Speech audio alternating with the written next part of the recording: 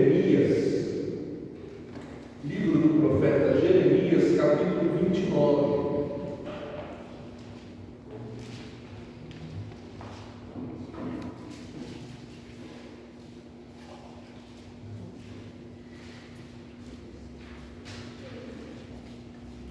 Livro do profeta Jeremias, capítulo 29, apenas os 14 primeiros versículos desse capítulo. Jeremias 29, de 1 a 14, diz o seguinte, irmãos: são estas as palavras da carta que Jeremias, o profeta, enviou de Jerusalém ao resto dos anciãos do cativeiro, como também aos sacerdotes, aos profetas e a todo o povo que Nabucodonosor havia deportado de Jerusalém para a Babilônia. Depois que saíram de Jerusalém, o rei Jeconias, a rainha mãe, os oficiais, os príncipes de Judá e Jerusalém, e os carpinteiros e ferreiros.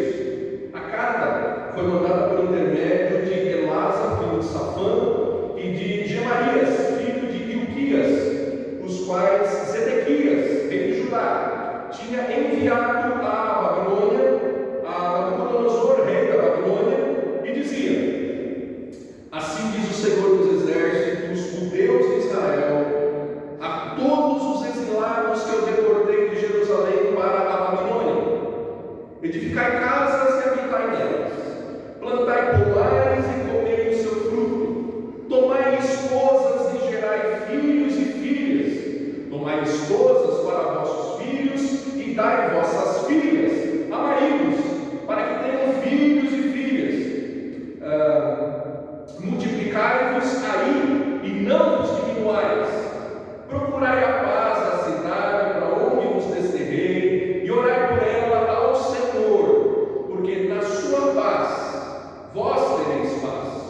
Porque assim diz o Senhor dos Exércitos, o Deus de Israel: não vos enganem com os vossos profetas que estão no meio de vós, nem os vossos adivinhos, nem deis ouvido aos vossos sonhadores que sempre sonham segundo o vosso desejo, porque falsamente vos profetizam eles em meu nome. Eu não os enviei, diz o Senhor. Assim diz o Senhor: logo que se cumprirem para a Babilônia 70 anos, atentarei para vós outros e cumprirei para convosco a minha boa palavra, tornando a trazer-vos para esse lugar. Eu é que sei que pensamentos tenho a vosso respeito, diz o Senhor, pensamentos de paz e não de mal, para vos dar o fim que desejais. Então me invocareis, passareis a orar a mim, e eu vos ouvirei. Buscar-me-eis e me achareis, quando me buscardes de todo o vosso coração. Serei achado de vós, diz o Senhor, e farei mudar a vossa sorte. Congregar-vos-ei de todas as ações e de todos os lugares para onde vos lancei, diz o Senhor, e tornarei a trazer-vos ao lugar para onde vos mandei para o exílio. Até aqui a palavra do Senhor para nós. Deus, Pai bondoso, ilumine o nosso entendimento, Senhor. Fala ao nosso coração, use a minha vida com poder e graça para explicar a tua palavra ao teu povo, de modo que sejamos edificados e cheios da tua palavra, Senhor. Mesmo que fora do tempo, mesmo que longe dos nossos irmãos, por onde o Senhor nos enviar, o Senhor nos faça realmente ser luz. Não luz que está escondida, mas luz que é vista, que brilha as tuas obras, ó Deus. Como acabamos de cantar, queremos brilhar como um farol no meio da noite, ó Deus. Queremos ser luz nesse mundo tenebroso. Por isso, Deus, brilha a tua palavra em nós e capacita-nos, Deus, a sermos reconhecidos como filhos teus, por onde formos, ó Deus. Mesmo que no cenário mais caótico e tenebroso, dá-nos, ó Deus, ser reconhecidos como povo Deus, em resposta à palavra que acabamos de ler e que te pedimos que o Senhor ensine-nos pelo teu Santo Espírito nessa hora. Em nome de Jesus. Amém. Amém. Podem se assentar, meus irmãos. Queridos, existem muitas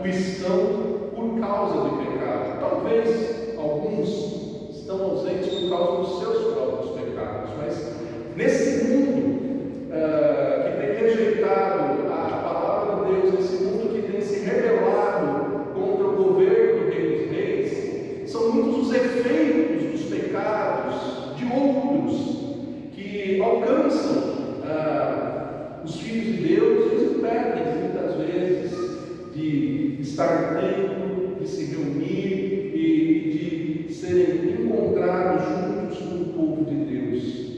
Tem gente agora no hospital por efeito do pecado de Adão e Eva, pois adoecemos e perecemos por causa do pecado. Tem gente que pode até estar presa, não pode estar numa igreja, agora se arrepende. Quando eu evangelizava no presídio, eu cansava de conhecer gente com nome bíblico, que foi criado na igreja, mas por não seguir o conselho dos seus pais, agora estava preso e não podia mais ir na igreja do papai e da mamãe, louvar a Deus junto com a sua família. São muitas as razões que impedem as pessoas de se reunir com o povo de Deus, que acabam ficando isolados.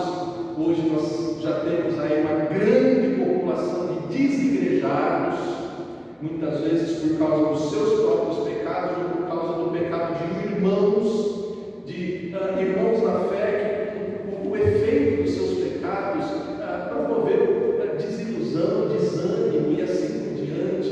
Tantas razões que impedem o povo de Deus se reunir de uma forma mais numerosa.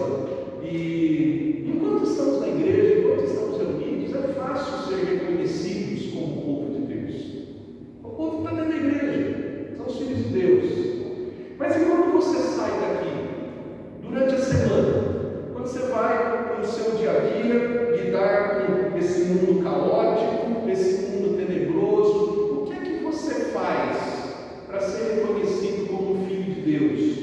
Como é que você vive como povo de Deus no mundo, como igreja fora da igreja? O texto que nós lemos nos dá pelo menos 4 lições de algo que precisa ser evidenciado na vida do povo de Deus, para que o povo de Deus, mesmo longe do ajuntamento solene, mesmo longe de um lugar santo e consagrado ao Senhor, continue sendo reconhecido e resplandecendo como luzeiro nesse mundo tenebroso. Esse texto foi dado, como lemos, para Jeremias, para se dirigir ao povo que já estava na Babilônia. Babilônia é o conceito de Babel. Você lembra que Babel foi o lugar onde aquela torre foi construída e foram confundidos os idiomas. Babel significa isso, confusão. Babilônia era lugar de confusão. Babilônia era um reino de muita confusão, de gente muito má, de gente que estava longe dos valores, dos padrões estabelecidos pelo Santo Deus na lei que foi dada a Israel. Então, ser levado para a Babilônia era não apenas ser tirado de casa, ser tirado do templo, mas ser levado para a Babilônia era ser submetido a uma cultura que muitas vezes era intragável para o povo de Deus, era ser, inclusive quando os povos eram cativos na Babilônia, o plano era justamente esse, que na Babilônia eles fossem transformados em um povo de uma outra cultura, de um outro valor, de outros princípios, e às vezes devolvidos para a sua terra, mas já com outra identidade, com outra forma de vida, com outros valores, com outros princípios. E aqui o contexto era esse. O profeta Jeremias é levantado e ele vê o final do reino de Judá, ele vê o final de Jerusalém. Ele aqui já estava falando nos dias do penúltimo dos 20 reis do reino do sul, né? O rei chamado Jeconias ou Jeoaquim, que reinou por 3 meses. Ele reinou de 598 a 599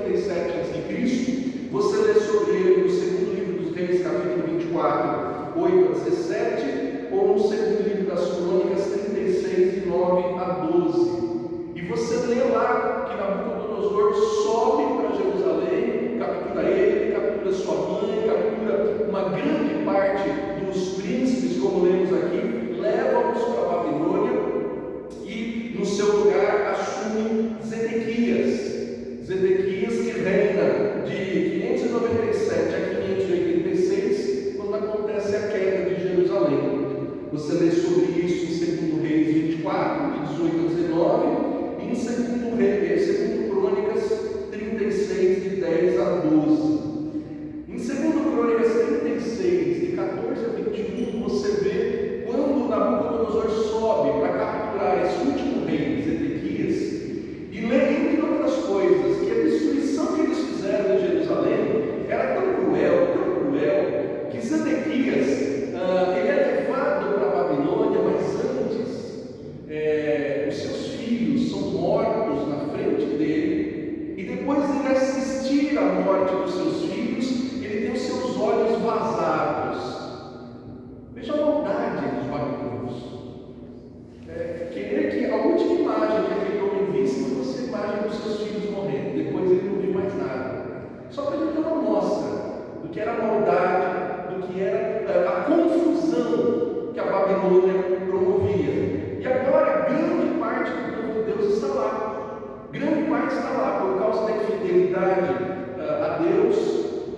Deus explica também que eles ficariam ali 70 anos para que a terra descansasse os seus sábados. O que é isso?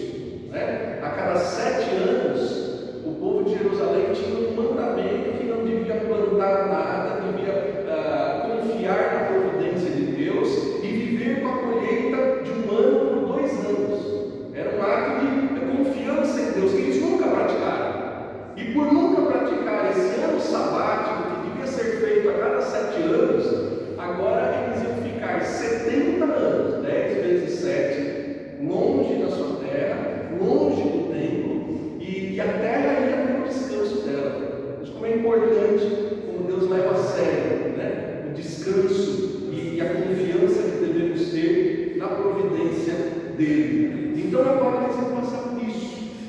E mesmo assim, mesmo sofrendo uma dura disciplina, mesmo expostos a governos que eram repugnantes, mesmo lidando com uma vizinhança que tinha práticas que despertavam a ira de Deus, mesmo longe do templo que tinha sido destruído, mesmo longe da terra que Deus tinha consagrado, eles continuavam sendo o povo de Deus. Deus tinha tirado eles do seu lugar, mas não tinha saído de entre eles. Sabe, quando a pessoa sai da igreja, mas ela não deixa de ser igreja. É o que estava acontecendo aqui com eles. É o que acontece com muitos desigrejados, que por sua, muitas vezes, arrogância, soberba, se afasta da igreja, mas Deus misericordioso ainda continua cuidando dele, como cuidou do filho pródigo, como cuidou da 100ª ovelha que tinha se desgarrado. E aqui a gente vê isso, Deus ainda tratando aquele povo que estava sendo disciplinado, mas ainda como o povo dele. E a gente vê 4 características desse povo de Deus no mundo, desse povo de Deus fora do templo, desse povo de Deus, digamos assim, até fora da igreja, igreja fora da igreja. Primeira característica, eles continuavam sendo o povo da palavra de Deus. Você vê que versículos 1 a 4 é a palavra de Deus sendo dirigida a eles. Eles estavam longe de Jerusalém, mas Deus vai até eles falar com eles. Deus providencia que Jeremias mande uma carta, Deus providencia que o profeta continuasse fazendo o seu ofício e envia essa carta para os deportados de Jerusalém para a Babilônia e especialmente, veja, para os anciãos, para os sacerdotes e para os profetas. Essa carta devia ser entregue e endereçada àqueles responsáveis pelo ensino. Os que ensinavam o povo eram os mais velhos, eram os sacerdotes, eram os profetas. E é para eles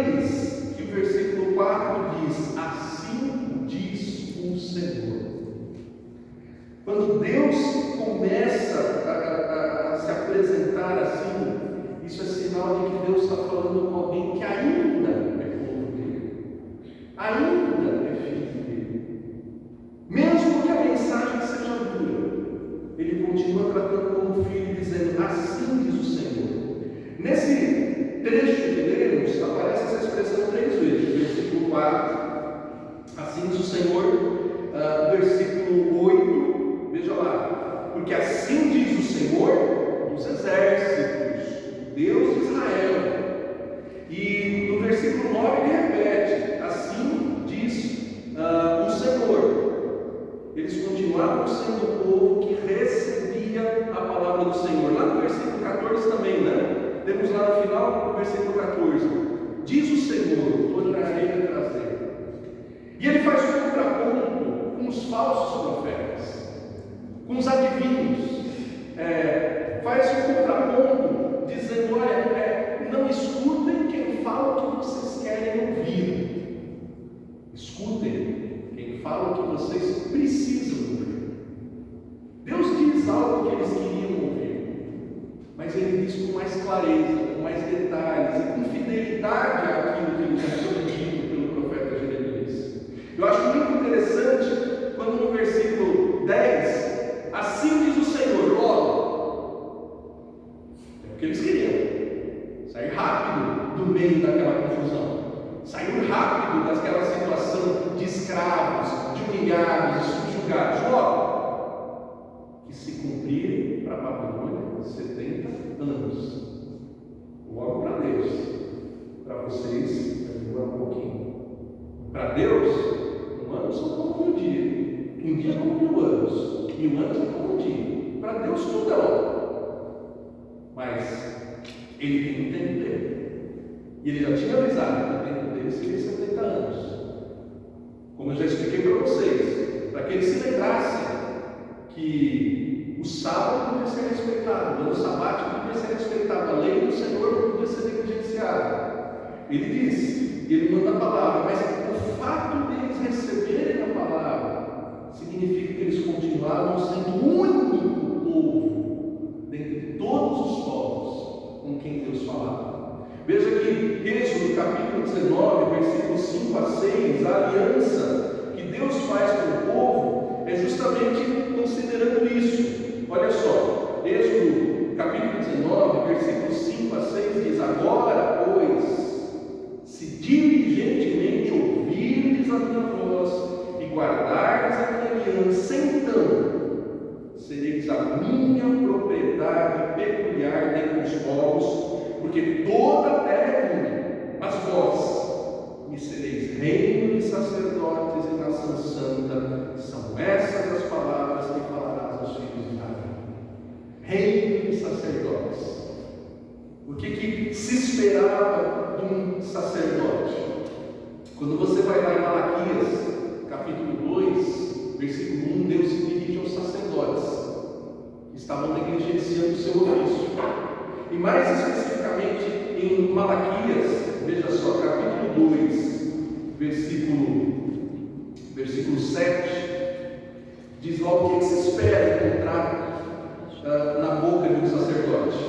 Olha só, Malaquias capítulo 7, porque os lábios do sacerdote devem guardar o conhecimento, e da sua boca devem os homens procurar a instrução, porque ele é mensageiro do Senhor. Eles estavam longe do templo, mas Deus não tirou a sua palavra de entre eles.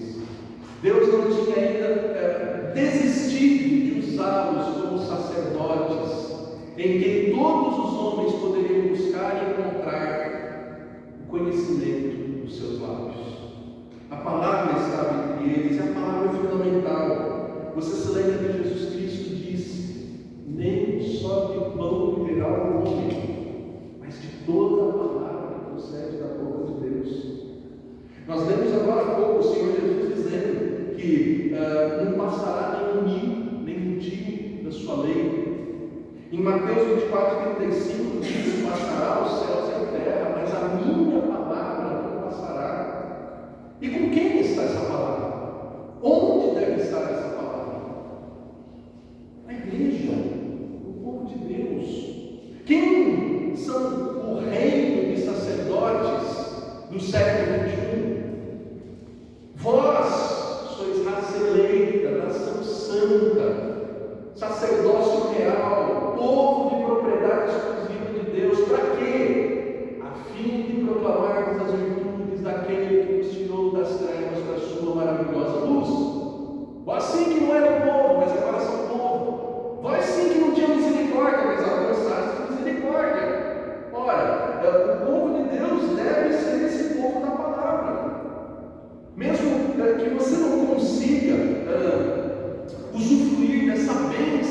que é o ajuntamento solene, a congregação dos santos, onde você for, você deve ser um sacerdote que ministra a palavra de Deus. Pode faltar tudo na vida da igreja, só não pode faltar a palavra. Porque como diz 1 Timóteo 3,15, a igreja é o baluarte da verdade. Você tirou a verdade da igreja, acabou a igreja. E a palavra é a verdade. 2 Timóteo 2,15 diz o quê? Que o obreiro aprovado é quem? É quem maneja bem a palavra. E se 2 Timóteo está na Bíblia, não é só para pastor, não é só para evangelista, não é só para missionário, é para todo aquele que é raça eleita, nação santa, sacerdócio real, povo de propriedade exclusiva de Deus. Então, queridos, muitas vezes, como igreja do Senhor, a exemplo do povo de Israel que estava longe do templo, longe da sua terra, você pode estar fora do templo, mas com a palavra dentro do coração. Não adianta nada você estar dentro do templo, mas com a palavra fora do coração. Nós lemos que nós somos luz do mundo, e essa luz não é para ficar escondida. E nós só podemos brilhar essa luz se houver luz em nós. E nós não temos luz própria, nós somos como a lua. Semana passada eu mencionei isso, quando falávamos que o Senhor é a nossa luz. Mas como é que a gente fica cheio da luz, que é Jesus? Lâmpada para os meus pés e luz para o meu caminho é a palavra. Então, por onde você for, para ser reconhecido como povo de Deus, mesmo em dias tão caóticos, quem sabe até pior que a Babilônia, é o nosso momento de caos, de multiplicação de maldade, de depravação, de rebelião em relação a Deus. Por onde você for, para que você continue sendo reconhecido como povo de Deus, você precisa que se cumpra na sua vida Colossenses 3, de 16 a 21. Vamos ver? Colossenses 3, de 16 a 21. Diz o seguinte, Colossenses 3, de 16 ao 21. Vamos ler juntos? Habite ricamente em vós a palavra de Cristo, instruí-vos, aconselhai-vos mutuamente em toda sabedoria, louvando a Deus com salmos, hinos e cânticos espirituais, com gratidão em vosso coração, e tudo quanto fizerdes, seja palavra, seja em ação, fazei em nome do Senhor Jesus, dando por ele graças a Deus Pai. E aí o texto continua falando do quê? De família. O que uma esposa deve fazer, o que o marido deve fazer, o que os filhos devem fazer, o que os pais devem fazer. O que uma família cheia da palavra deve fazer. E é a mesma sequência que a gente encontra em Jeremias 29. Jeremias 29, depois de Deus levar a palavra ao povo, olha a primeira ordem que Deus dá, veja lá nos versículos 5 a 6. Jeremias 29, 5 a 6. Um povo onde a palavra está, um povo que, mesmo longe do templo, continua sendo o povo de Deus. Além de ser o povo da palavra, deve ser o povo da preservação da família. Versículos 5 e 6 aparecem 10 ordens. Versículos 5 e 6 de Jeremias 29 aparecem 10 mandamentos de Deus em 2 versículos. Edifiquem casas. Para quê? Para vender e ficar rico? Não. Edifiquem casas para habitar nelas. Segunda ordem. Plantem. Para quê? Para vender e ficar rico? Para eles eram escravos. Essa possibilidade não existia. Plantem e comam do fruto. Quarta ordem. E aí, o que é para fazer mais? Tomem esposas, gerem filhos, tomem esposas para os vossos filhos, deem as vossas filhas para maridos, para ter filhos. Multiplicai,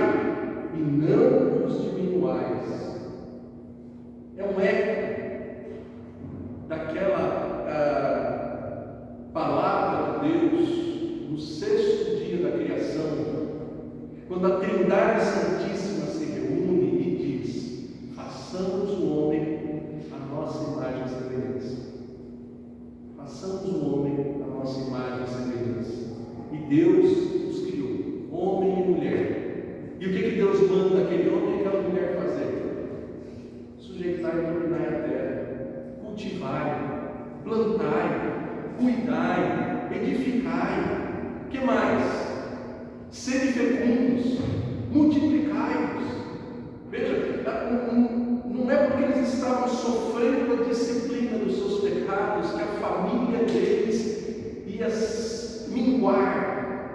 Pelo contrário, Deus manda que eles continuassem promovendo, multiplicando o padrão familiar estabelecido antes do pecado, de um homem com uma mulher multiplicando o seu número de filhos. Queridos, se tem uma situação que é promovida pelo povo de Deus nesse planeta, é a estruturação de famílias, é a multiplicação de famílias. Querido, não espere que o presidente A ou o presidente B seja o salvador das famílias.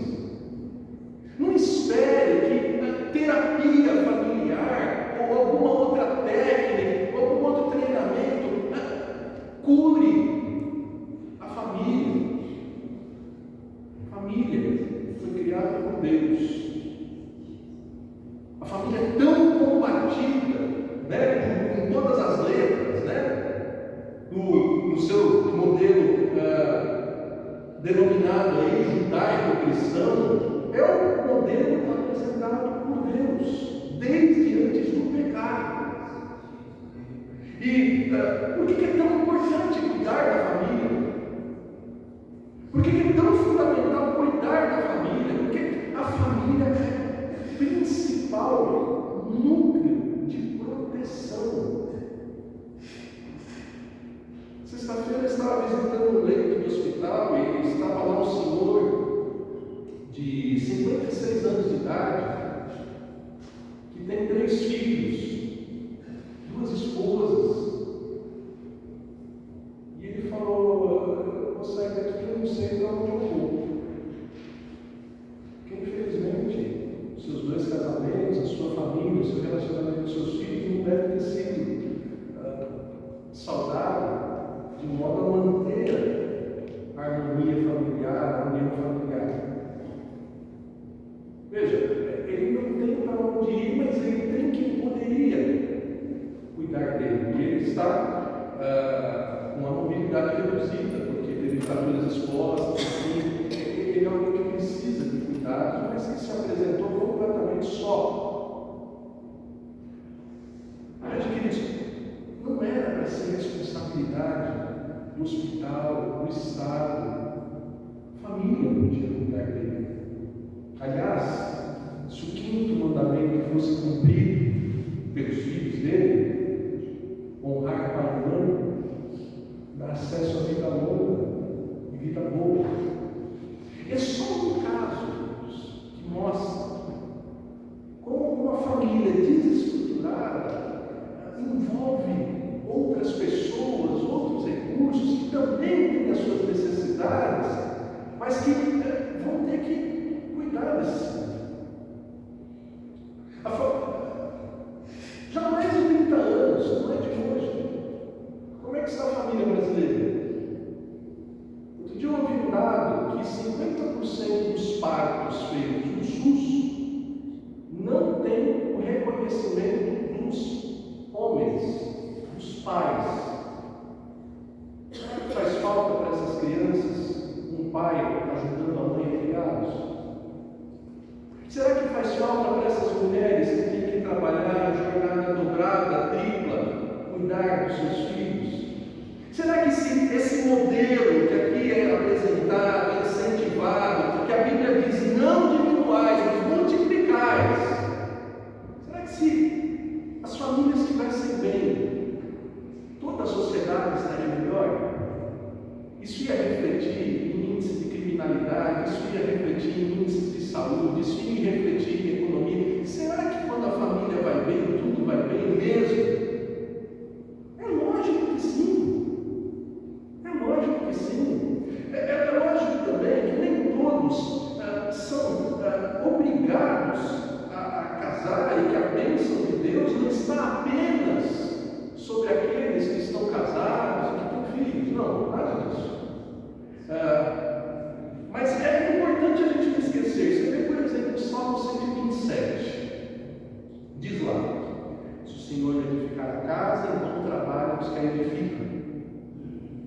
E aí o Salmo vai dizer assim: que os filhos são herança do Senhor, são como flechas na mão do guerreiro, e feliz aquele que enche a sua aljava. Não passará vergonha quando os cobradores baterem na porta, quando os inimigos baterem na porta. Veja, filho é uma bênção, né? A gente anda com medo de ter filhos, mas filho é uma bênção.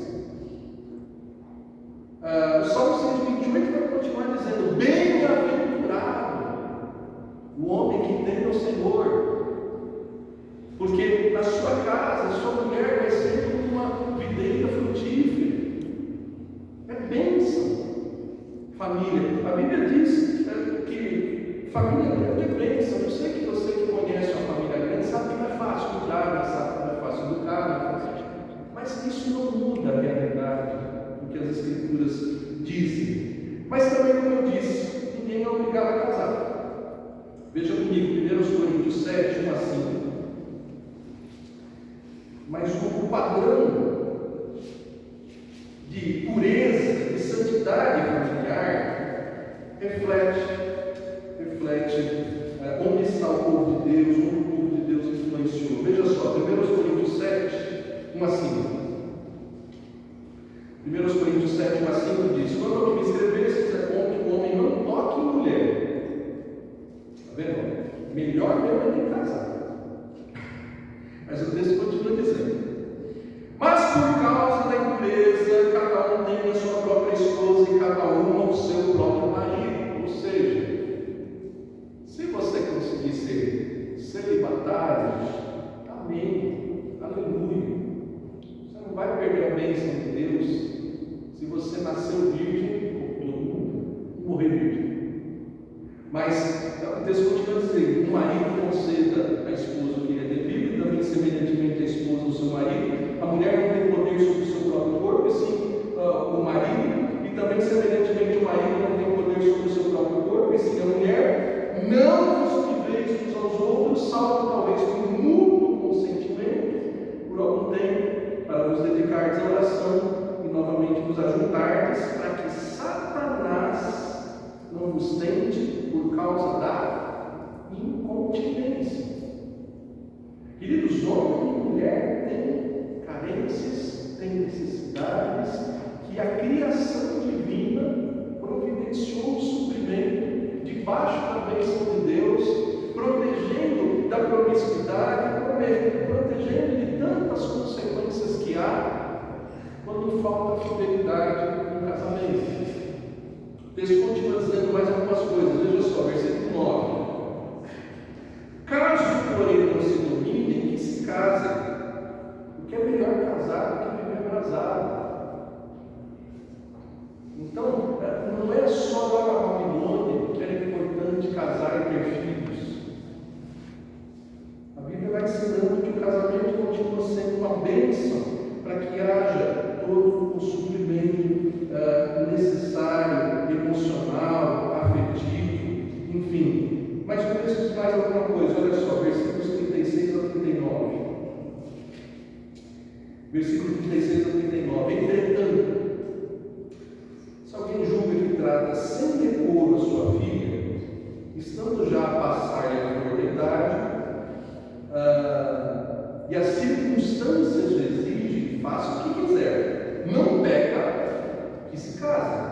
Todavia, o que está firme em seu coração, não tem necessidade, mas domínio sobre o seu próprio arbítrio, e isto bem firmado no seu ânimo para conservar virgem a sua filha, bem fará. E assim, quem casa sua filha virgem faz bem, quem não a casa faz melhor. A mulher está ligada quando vive ao marido, contudo, se falecer o marido, fica livre para casar com quem quiser, mas somente no Senhor. Você só vai ouvir falar essas coisas entre o povo de Deus. Fora da igreja, e pior, às vezes até dentro da igreja, tem gente falando que virgindade não é mais algo a ser guardado. Vai ter gente falando que, olha, casa com quem você quiser e não precisa ser uma pessoa que sirva o mesmo Deus que você. Sim, você não vai para o inferno se você desobedecer alguma dessas coisas, mas você não vai ser tão abençoado quanto quem obedece todas essas coisas. Eu preciso te avisar. Como nós já mencionamos anteriormente, passará o céu e a terra, mas a palavra de Deus não passará. Ela continua igual, continua fiel. Então veja, o povo de Deus, fora da igreja, se mostra ainda povo de Deus, preservando a família e não olhando para a família como se fosse uma organização, um ajuntamento obsoleto, desnecessário. Não. O povo de Deus é ainda aquele que promove a preservação da família, e assim devemos ser. E em terceiro lugar, o povo de Deus se mostra luz fora do templo, se mostra luz fora da igreja, como? Versículo 7. Além de ser o povo da palavra, o povo da preservação da família, é o povo que busca a paz. A paz, tão urgente nos nossos dias, tão urgente na nossa cidade, tão urgente no nosso país. Deus diz para aqueles que estavam entre os seus inimigos, entre aqueles homens cruéis, entre aquela nação intragável, ele diz, versículo 7, procurai a paz da cidade para onde vos desterrei. E ele diz mais, porque na paz deles vocês terão paz. É fácil você querer o bem de quem te maltratou? É fácil você querer o bem de quem roubou aquilo que é seu? É fácil você querer paz com gente que só quer saber de guerra? Principalmente para quem tem o pavio curto, eu sei que não é fácil. Mas se você é filho de Deus, aliás, o que nós lemos lá em Mateus capítulo 5, versículo 9? Olha um pouquinho.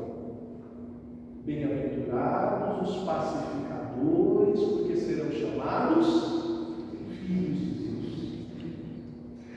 Paz aparece na Bíblia 290 vezes. Será que Deus quer paz? Será que Deus está interessado em paz? Olha, por exemplo, que Levítico 29, versículo 6 diz o seguinte, é lógico que eu não vou te mostrar 290 vezes, eu destaquei só algumas muito importantes para você saber. Levítico 26, versículo 6, olha só. Levítico 26, versículo 6. Estabelecerei paz na terra, deitar-vos-ei e não haverá quem vos espante, farei cessar os animais nocivos na terra, e pela vossa terra não passará espada. Deus tinha prometido para o povo, vocês vão ter paz na terra que eu estou preparando para vocês. Deus manda Moisés ensinar, assim abençoareis os filhos de Israel. O Senhor sobre ti resplandeça o rosto e te dê paz. Deus quer dar paz. Deuteronômio 20, versículos 10 a 12, olha que interessante. Deuteronômio, versículo 20, versículos 10 a 12. Diz o seguinte: quando sitiares uma cidade,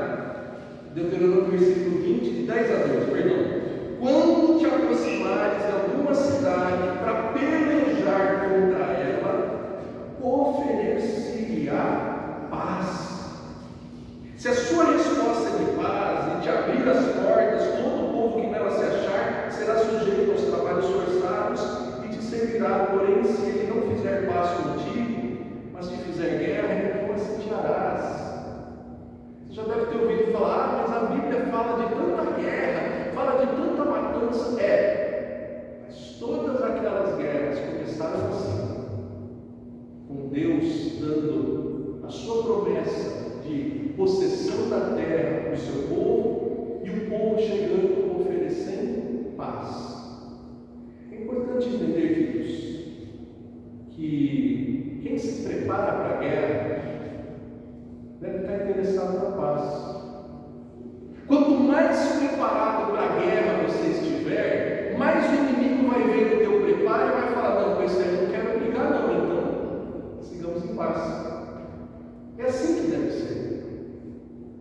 É assim que deve ser. Mas a paz na Bíblia, queridos, não é apenas a ausência de guerra. A paz na Bíblia, você sabe, Jesus Cristo é o príncipe da paz. E por que ele é o príncipe da paz? Porque conforme Isaías 53, versículo 5, o castigo que trazia paz estava sobre ele. E quando Deus anuncia que Jesus ia nascer, os anjos cantaram o quê? Glória a Deus nas alturas e paz na terra aos homens a quem ele quer bem. Quando ele veio, nasceu e cresceu, ele disse: a minha paz vos dou, não vou lá dou como o mundo acaba. E isso foi ficando mais claro, e Paulo explicou: justificados, pois, mediante a fé, temos paz com Deus. Quem não tem paz com Deus não consegue compartilhar a paz. Quem vive com medo de enfrentar a Deus, de se encontrar com Deus, quem ainda não resolveu a sua vida com Deus e tem medo da morte, não tem paz. Por isso não tem interesse na paz, e às vezes até gosta da briga, mas o povo de Deus não pode ser assim. Os filhos de Deus são os bem-aventurados que promovem a paz. Os filhos de Deus são aqueles que, como lemos em Romanos 12, 18, que depender de vós, paz com todos os homens. E Tiago, capítulo 3, versículo 17, vai dizer que a sabedoria, entre outras coisas, é pacífica. Quem sabe, quer a paz, e a guerra. Irmãos, como é urgente. Essa semana alguém me perguntou: e se eliminássemos as armas, não ia resolver o problema? Porque as pessoas iam se enforcar, iam se morder, iam arrancar pedaços. O problema não é a faca, o revólver. O problema é a falta de paz no coração, que leva as pessoas a viver de uma forma tão bélica, tão briguenta, tão sem condições de viver em paz. Por isso, Filho de Deus, quando buscar paz e concluindo, o povo de Deus é reconhecido como o povo da palavra, o povo que preserva a família, o povo que busca a paz e o povo da oração. O texto diz o quê? Como é que essa paz deve ser buscada? Olhe pela cidade. Versículos 12 e 13: me invocareis e passareis a orar a mim, e eu vos ouvirei. Buscar-me-eis e me achareis, quando me buscardes de todo o vosso coração. E o lindo é que o texto diz que Deus ia responder a oração deles. Uma oração que eles não estavam muito interessados em fazer. Uma oração que não era muito constante. Mas porque Deus é fiel à sua palavra, e Deus ouviu a oração de um homem quando inaugurou o templo que tinha acabado de ser destruído. Lembra quando Salomão inaugurou o templo? Você pode encontrar essa história lá em 2 Crônicas 6, 19 e 25. Quando o templo é inaugurado, Salomão faz uma oração, a primeira oração dentro do templo de Jerusalém, e entre outras coisas ele pede: Senhor, quando o teu povo tiver te desobedecido e tiver sido levado para longe, e desse responde. E aí lá em 2 Crônicas 7, do 12 ao 22, nós vamos ler Deus respondendo a oração de Salomão e dizendo assim: se o meu povo se chama pelo meu nome, se humilhar e orar, eu ouvirei os seus, eu sararei a terra, eu vou trazer de volta. E é o que Deus está prometendo que ia fazer aqui. O mesmo Deus que na pessoa de Jesus disse: buscai e achareis, batei e abrir-se-vos-á. Porque todo que pede, recebe, o que busca, encontra, e o que bate, abre. O mesmo Deus que disse: olha, vocês que são maus, vocês não dão coisas ruins para os vossos filhos. Quanto mais Deus vai dar o Espírito Santo para aqueles que o pedirem. O mesmo Deus que disse: vocês devem orar sempre e não esmorecer, como aquela viúva que pediu para o juiz rico e foi atendido. O mesmo Deus que disse: ora, Deus vai responder rapidamente as orações dos que clamam, mas quando o Filho do Homem voltar na terra, ele vai encontrar fé. O mesmo Deus que ensinou ao apóstolo Paulo, e ele escreveu lá em 1 Timóteo 2, de 1 a 5: antes de tudo, quero que se façam súplicas, intercessões, orações e ações de graças por todos os homens que estejam vestidos de autoridade.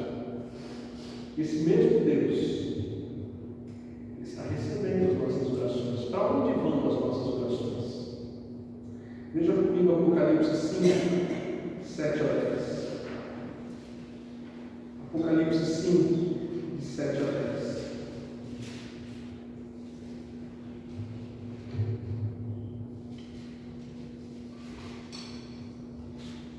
Aonde vão as orações do povo de Deus? Será que vale a pena buscar a Deus de todo o coração?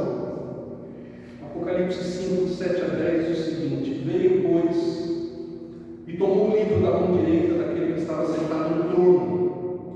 E quando tomou o livro, os 4 seres viventes e os 24 anciãos prostraram-se diante do Cordeiro, tendo cada um deles uma harpa e taças de ouro cheias de incenso. O que é esse incenso? Que são as orações dos santos. E para a gente não ficar em dúvida, Apocalipse 8, versículos 1 a 4. Quando o Cordeiro abriu o 7º selo, houve silêncio no céu de cerca de meia hora. Então vi os 7 anjos que se achavam em pé diante de Deus, e lhes foram dadas 7 trombetas. Veio outro anjo e ficou de pé junto ao altar com um incensário de ouro, e foi-lhe dado muito incenso para oferecer com as orações de todos os santos sobre o altar de ouro que se acha diante do trono. A mão do anjo subiu à presença de Deus, a fumaça do incenso com as orações dos santos. Povo de Deus, mesmo quando está fora do templo, a casa de oração para todos os povos, como foi chamado o templo de Jerusalém, deve brilhar a luz de Jesus por meio das suas orações, intercessões, súplicas e ações de graças. Não é brigando, não é discutindo, não é ofendendo, mas é entregando a Deus, que vinga quando somos injustiçados, que defende quando somos atacados. É assim que o povo de Deus deve ser reconhecido quando está fora do tempo, quando não pode se reunir com a igreja. O povo de Deus deve ser reconhecido como aquele que no meio da guerra está promovendo paz, e uma paz que excede todo entendimento, porque é resultante da paz com Deus e que inevitavelmente contagia os homens e até os homens sem Deus. O povo de Deus deve ser um povo que cuida da família e que não se conforma com essa degradação, destruição de um padrão familiar bíblico, santo, puro e tão abençoado. O povo de Deus deve ser um povo onde habita ricamente a palavra, mesmo estejamos num contexto tão caótico, tão terrível, com tanta maldade, com tanta injustiça, com tanta razão para desanimar, mas a gente não desespera, a gente clama a Deus, a gente ora pela nossa cidade, pelo nosso país, pela nossa nação. Nós vamos cantar que bem-aventurado